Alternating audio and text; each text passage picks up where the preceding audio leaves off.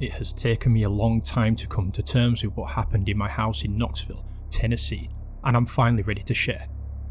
To give you a little background, my family, mum, dad, older brother and I, moved to Tennessee in 1995 from Mexico. We moved to a very old ranch-style home in Knox County and did not realise that this home would be the site of some of the most harrowing and terrifying experience I have ever experienced. I'm convinced that many occurrences have been suppressed in my mind, but I want to share with you the memories I do remember. My hand is shaking as I type this out, as these experiences haunt me to this day and are not easy to talk about.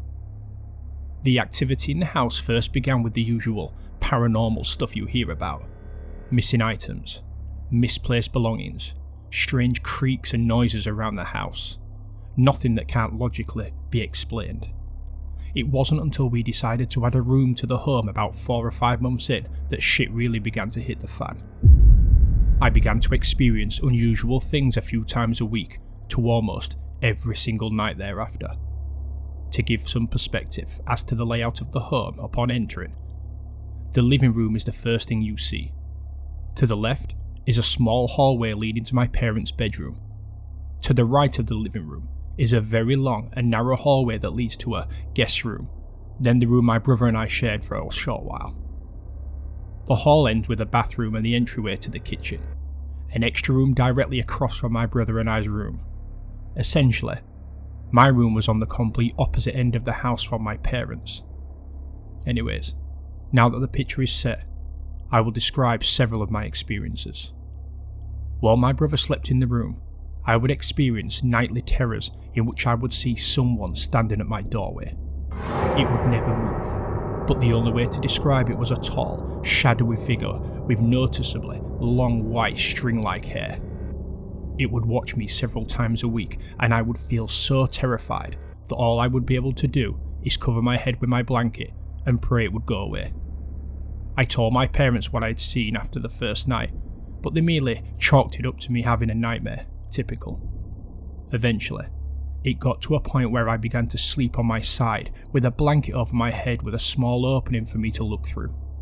This continued for 2 years until my brother got his own room. That is when things really took a turn for the worse. I remember sleeping at night and seeing the same shadowy figure standing at my doorway.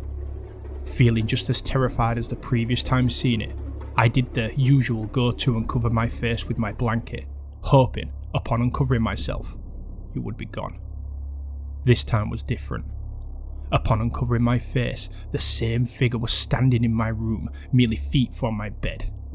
I panicked and covered my head again, wondering if I was going mad. Upon uncovering my head once again, I saw that it had gone, and with a sigh of relief I turned onto my back. This was not a good move. I saw the same figure was now floating over my bed on the ceiling. I was on the top bunk, so you can imagine how close it is now.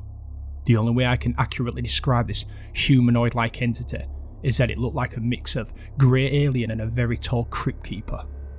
The second I saw it, I covered my face once again and felt absolutely petrified with fear.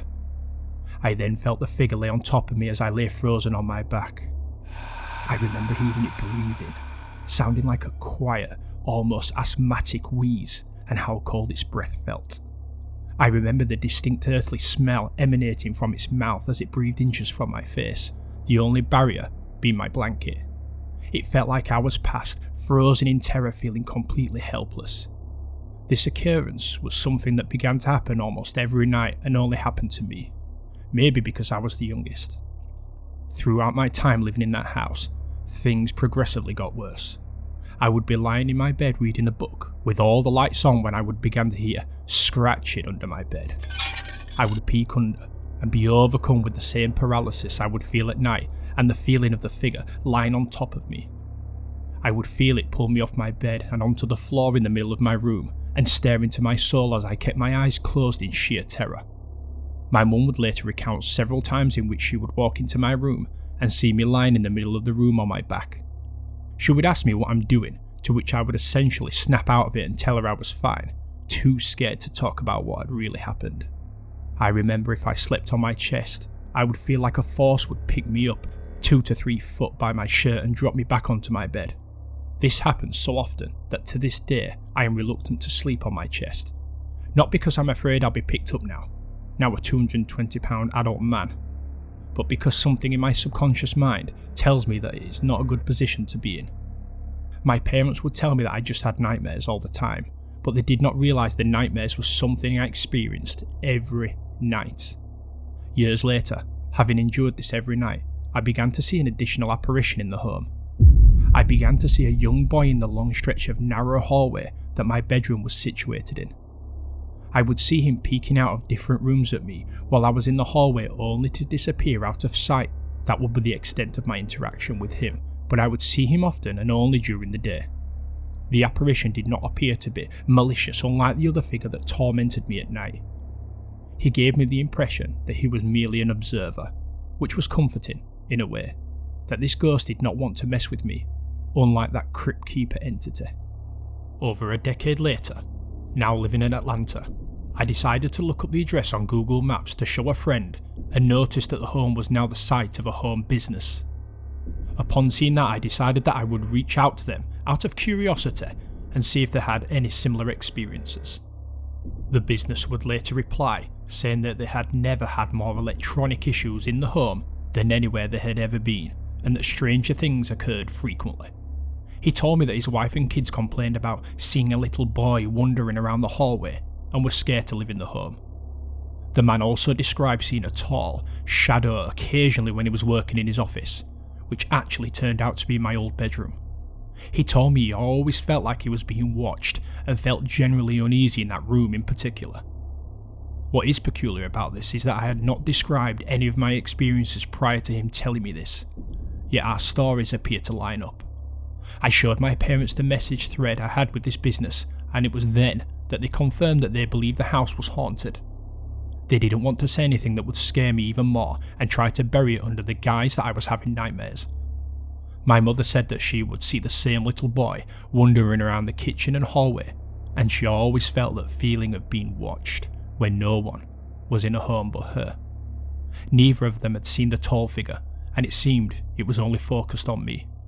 The experiences I had in that home are permanently burned into my mind, and I will never forget that tall, wire-haired figure that constantly picked me up, laid on me, and pulled me around, terrifying me to the core. I do not plan on ever returning to that home, and I pray no one who has the misfortune of living there experiences what I did on a nightly basis for 6 years.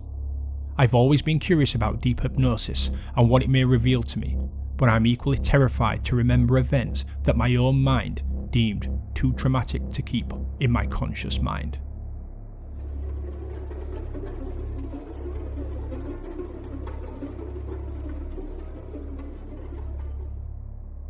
I want to start off by saying, I really don't consider myself a heavy believer in the paranormal. I feel that a lot of situations can be explained by logic and science. There are some things that simply cannot be explained though. There were 3 incidents in my childhood home that I still cannot explain to this day.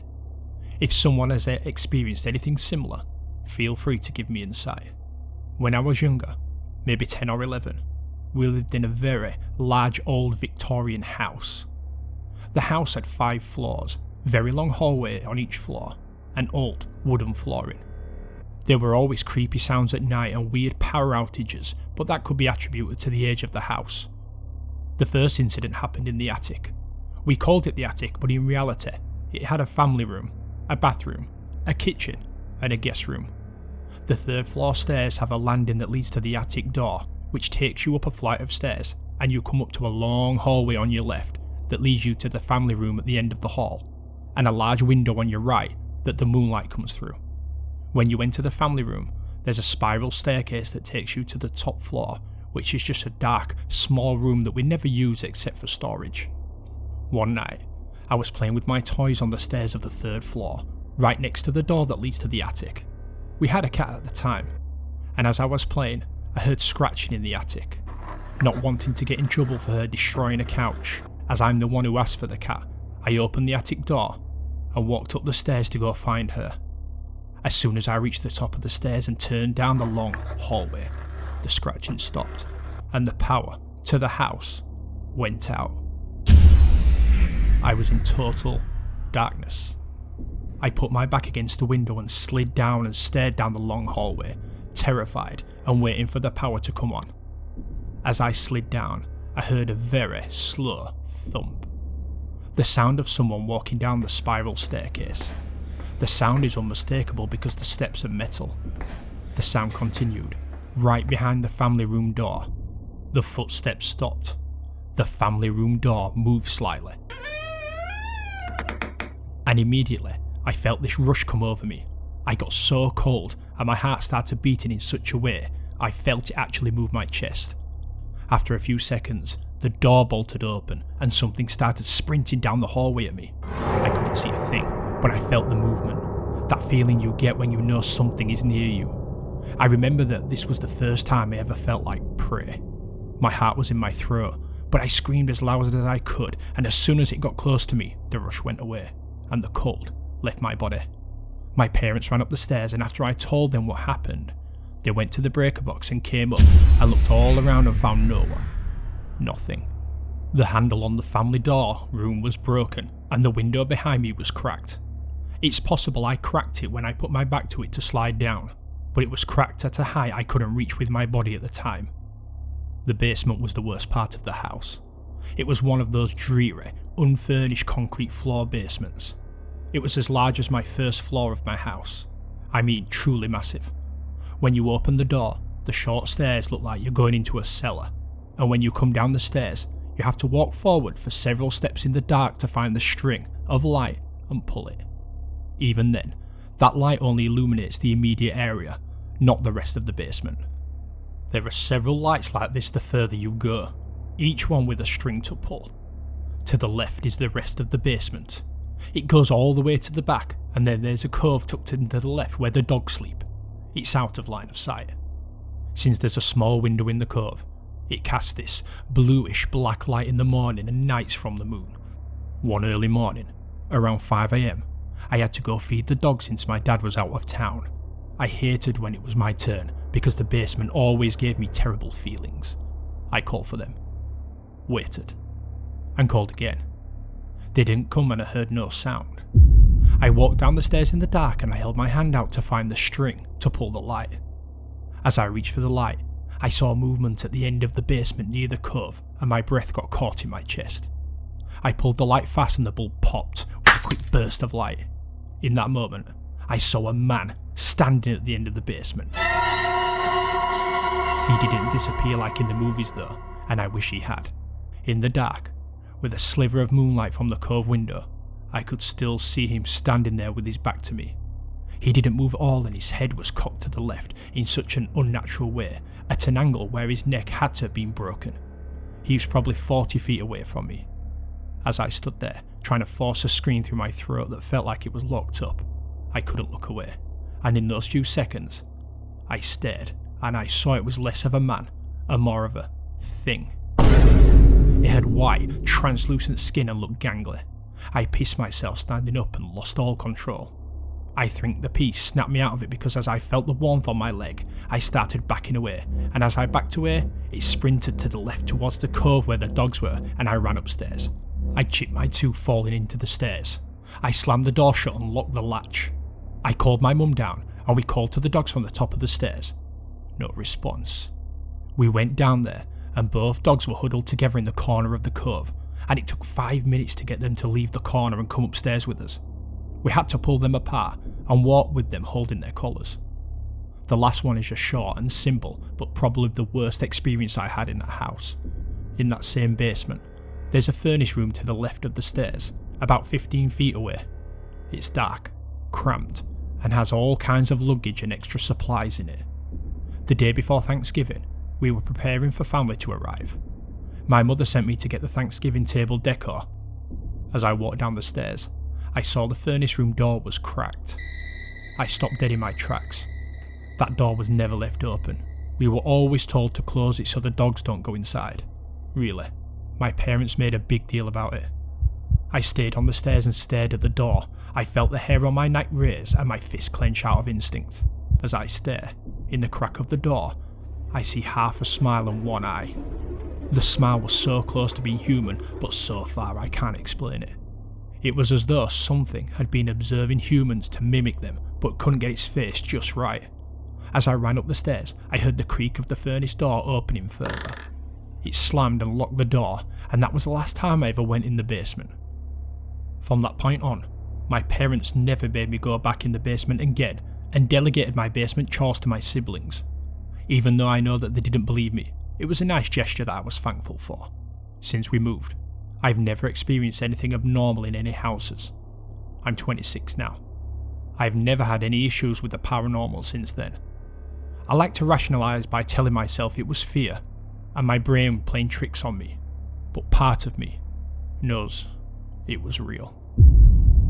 This week's shoutouts go out to Life with Price, Janice, Trailers Movie Video Club, Tales by the Campfire, Jen Sen, Let's Read, Biggs, Backwater Swampman, Skullface, Mr. Barlow, Herlinda Flores, Alicia Watson, Dark Destinations radio drama, Retro Fighting Nerd. Thank you for the support.